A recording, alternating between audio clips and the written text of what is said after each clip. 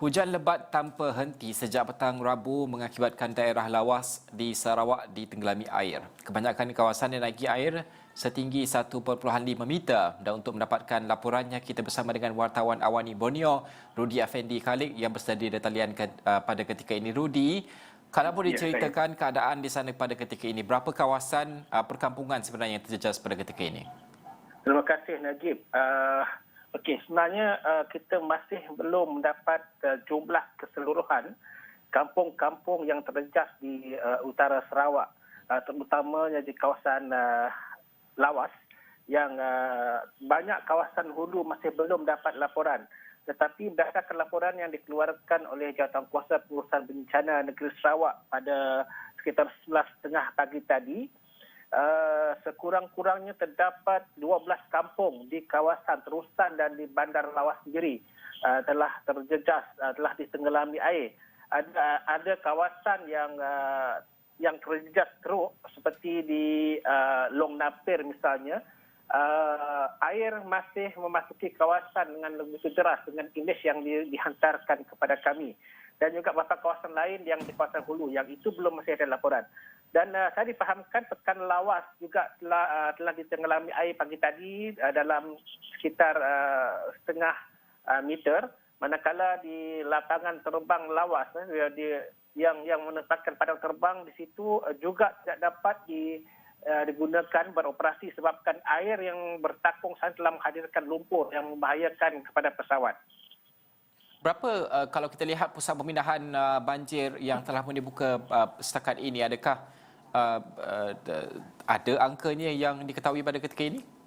Ya, 11.30 pagi tadi berdasarkan laporan awal oleh JPB di Lawas, satu pusat pemindahan telah dibuka iaitu di Dewan Masyarakat Daerah Terusan sekitar jam 8.20 pagi tadi. Dan pada waktu tersebut sebanyak 48 mangsa telah dipindahkan melibatkan sebuah keluarga. Mereka masing-masing didatangkan dari Kampung Seberang Kedai, Kampung Senduyun, Kampung Senduyun Gelapas, Masjid Lama dan Kampung Tengah. Sebenarnya Najib, bukan sahaja di kawasan Lawas itu sendiri yang terjejas. Saya difahamkan tadi bahawa kawasan tanah tinggi di Baram, termasuk di Mulu dan Long Beruang juga terjejas, tenggelam. Ya. Kalau bukan berdasarkan apa laporan yang Rudi berikan pada ketika ini, adakah ini satu yang normal setiap tahun berlaku ataupun pada musim-musim hujan akan berlaku banjir seperti ini atau bagaimana? Okey, normalisasi ini bertukar sejak saya rasa dalam 6 ke 7 tahun yang lepas. Apabila kawasan-kawasan di utara Sarawak mula tenggelam dahulu, banjir mengalami banjir apabila mengalami hujan luar biasa. Jangkaan kalau di pihak kami di sini wartawan di Sarawak ini, kami telah menjangkakan perkara itu berlaku apabila kawasan bersempadan dengan Lawas, iaitu Beaufort dengan Tenom telah tenggelam beberapa hari yang lepas, dan ini memberi jangkaan bahawa kawasan tersebut juga berhadapan dengan risiko banjir. Rudi, kita tahu sekarang ini dalam keadaan kita mengawal lagi pandemik COVID-19, angka masih tinggi di Sarawak juga. Bagaimanakah mungkin pihak berkuasa kongsikan untuk memindahkan mangsa, mengawal keadaan pada masa sama untuk menjaga SOP, memastikan bahawa tidak berlaku jangkitan dan sebagainya. Bagaimana ini mungkin dikongsikan? Ya, saya rasa perkara itu tidaklah satu yang agak menggusarkan kerana pada tahun lalu juga ada sedikit banjir berlaku di beberapa kawasan, dan saya rasa mereka telah dipersediakan untuk menghadapi situasi seperti ini. Dan banjir di Sarawak sebab lokalitinya begitu besar, seandainya berlaku banjir di Lawas dengan Limbang dan memerlukan tenaga tambahan yang akan datangkan daripada beberapa kawasan yang lain yang tidaklah teruk sangat.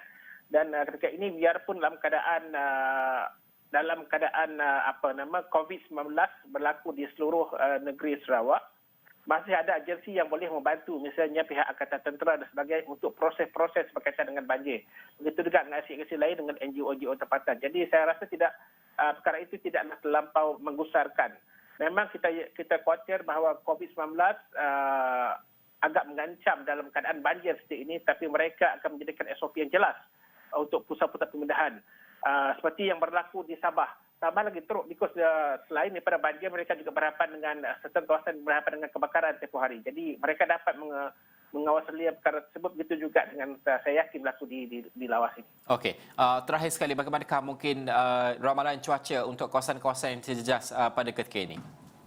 Kami sedang menunggu butiran terakhir daripada Malaysia, tapi semalam memang amaran hujan lebat telah dilaporkan berlaku di kawasan utara, Bintulu, Miri dan juga Limbang dan Lawas sehingga jam 6 petang, dan hujan yang diramalkan itu berlarutan sehingga pukul 5 pagi tadi. Itu menjadikan punca kepada kenaikan air yang mendadak di kawasan tersebut dengan air begitu deras dan sebagainya.